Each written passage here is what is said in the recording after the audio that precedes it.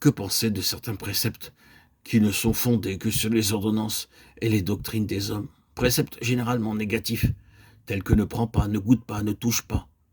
Choses qui sont toutes destinées à périr par l'usage. Colossiens 2, 22. Ces préceptes, dit l'apôtre, ont une apparence de sagesse en ce qu'ils indiquent de l'humilité et le mépris du corps. Mais ils sont sans aucune valeur pour réprimer la tolérance des passions charnelles. C'est-à-dire que la chair reste la même sous la surface, en dépit de cette prétendue humilité et de ce mépris du corps. La méthode de Dieu est plus excellente. Il fait pénétrer l'épée de la croix jusqu'à la moelle de l'être humain et par la bouche de l'apôtre. Il déclare, quand vous êtes mort avec Christ, cela concernait toutes ces choses extérieures. Aucune d'entre elles n'est indispensable au salut. Elle ne contribue même pas au développement de la vraie vie intérieure. La chair a été mise à mort en Christ pour vous. Galates 5, 24. Pourquoi donc vous appuyez sur des choses qui en réalité n'ont qu'une valeur pour tenir en bride les passions de la chair, laquelle ne fera que changer de forme et se fera jour d'une autre manière? Ce sont les pensées charnelles, enflées d'un vain orgueil, Colossiens 2, 18, qui sont les instigatrices de toutes ces méthodes, ayant pour but de maîtriser la chair. Celle-ci est donc encore renforcée et rendue plus active par les moyens mêmes qui sont employés pour lui mettre un frein. Mais, dira quelqu'un, ces choses extérieures ne sont-elles donc d'aucun secours pour le développement de la vraie vie de Dieu dans l'âme humaine? Paul nous indique le moment où elles peuvent lui être une aide. C'est dans le temps de l'enfance spirituelle. Elles sont des leçons de l'enfance qui tomberont à la croix de Christ lorsque sa signification profonde commencera à être révélée à l'enfant de Dieu.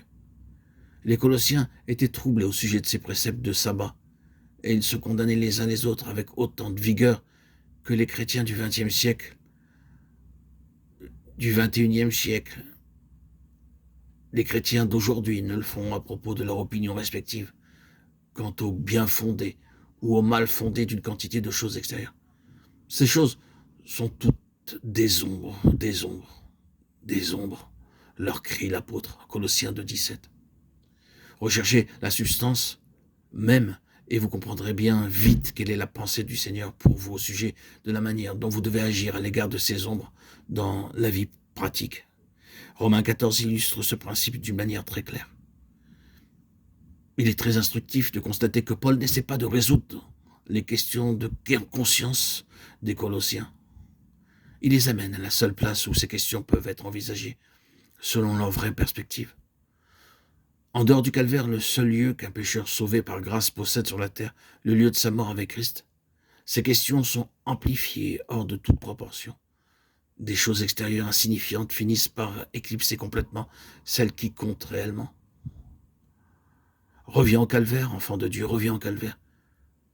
Mets de côté, du moins pour le moment, toute discussion et laisse Dieu tailler jusqu'au fond de toi-même par l'action de la croix et amputer toutes tes vues, tes opinions au sujet des questions extérieures ayant trait à la vie chrétienne.